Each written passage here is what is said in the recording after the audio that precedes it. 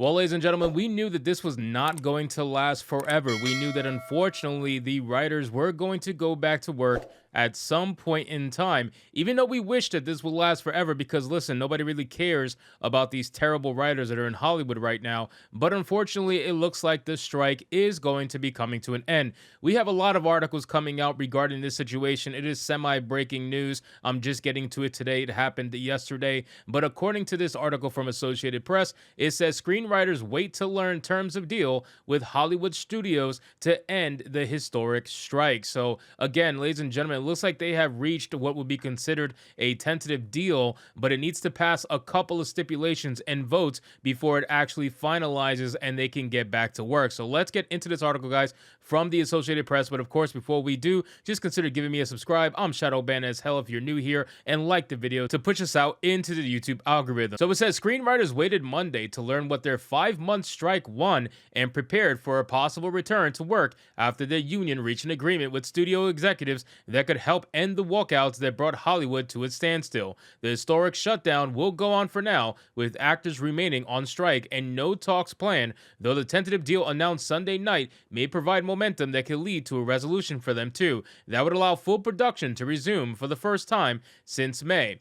Now again, ladies and gentlemen, you realize that by the writers going back to work, there is also still the actor strike that is going on right now. That has not had any resolution whatsoever. They're not even close to making a deal. So even if the writers do go back to work, you're still going to have a standstill just a little bit because the actors are on strike. So they need to have both sides on deck in order for them to produce any sort of content. So they really still are a long ways away from being able to have any sort of final absolute resolution within Hollywood and all these strikes and all this nonsense going on. But still, all this is going to bring back is good old like terrible TV shows like Saturday Night Live or terrible late night TV shows, your Jimmy Fallon's, all these Jimmys that have late night TV shows. That's what's really is bringing it back. You know what I mean? Like this is not going to be anything that's going to make anyone excited. You have people that are trying to pretend as if this is the biggest thing in the world. Oh man, your favorite shows are coming back. There's articles literally out there of them saying, "Oh, here's how you know your favorite shows are coming back and when." And then they literally mention Jimmy Fallon's like late night show. Like whose favorite show is that? I don't even. Anyway, the point is the strike unfortunately is seemingly ending for the writers. I really am only curious about one thing. I am very, very curious about whether or not they are going to actually start releasing streaming viewership numbers. That's the only thing for me that I've ever cared about regarding these strikes. I want there to be transparency regarding streaming numbers. I don't want no fudging of the numbers. I want to know the exact amount of viewership each TV show had. Now, of course, I don't think they're going to actually do that. If they reached any sort of deal, I guarantee you transparency in streaming numbers is not going to be on the table. I would be heavily surprised if there is any actual transparency regarding those numbers. So I really, that's all I ever cared about, okay? You could talk about the whole AI thing. You could talk about, AI's taking jobs, whatever. I don't care about that because if you're that bad of a writer that a computer can take your job and do it better, then you shouldn't have it in the first place, ultimately, at the end of the day. So I really am only curious and interested in whether or not they're going to release the streaming numbers.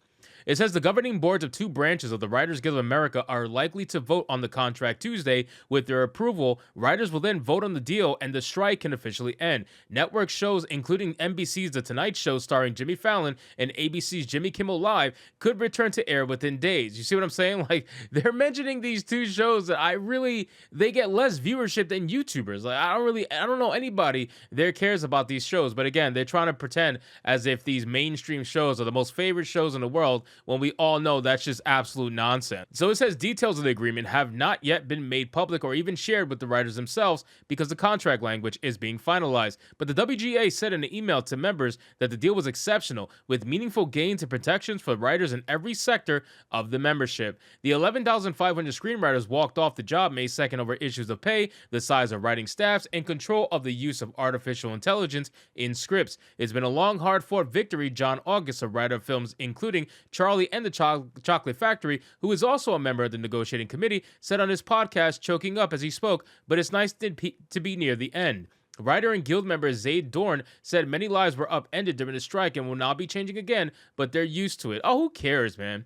Who cares? These are the same people that were perfectly fine with everybody's lives being completely ruined, destroyed, and upended because they were perfectly fine with lockdowns. Like they had no issue with people losing their jobs and being able to tell other people that they were non-essential, but then somehow, some way, these people were considered essential and were able to keep their livelihood and their jobs. So miss me with that nonsense where you're trying to pretend as if they're somehow victims because they had to have a little bit of struggle for the last 4 or 5 months.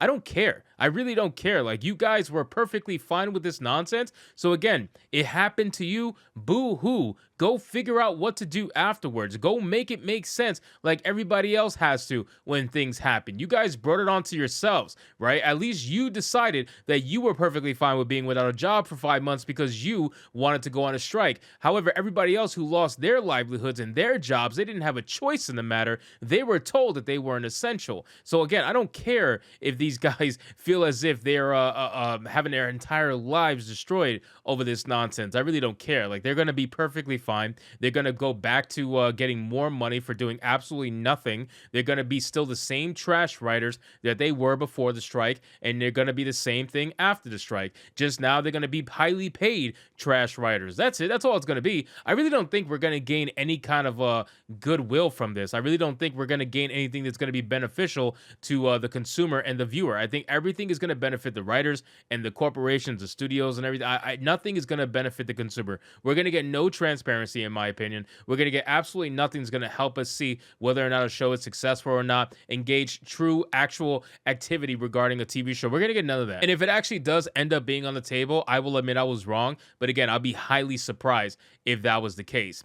So it says it's not that unusual for writers and actors to suddenly have to drop everything and go to work, Dorn told the Associated Press. Routines will have to be broken or changed, but I think people are being pretty used to ready to go on short notice. Union leaders told writers not to return to work yet, but picketing will be suspended. They encourage writers to join the actors on their picket lines in solidarity. The 3-year contract agreement emerged after 5 marathon days of renewed talks by the WGA and negotiators from the Alliance of Motion Picture and Television Producers, which represents studios, streaming services, and production companies in the negotiations. Chief executives, including Disney's Bob Iger and Netflix's Ted Sarandos, took part in the talks directly. Media and entertainment companies got a small boost from the news. Shares in Warner Bros., Discovery, Paramount, Disney, and Netflix all rose about 2% or less on Monday.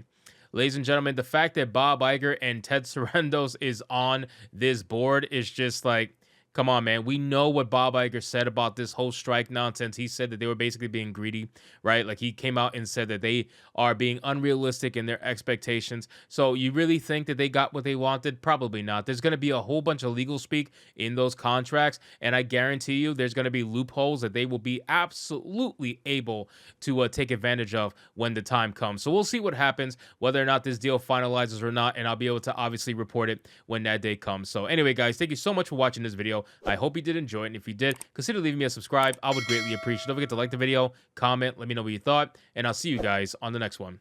Hypnotic out.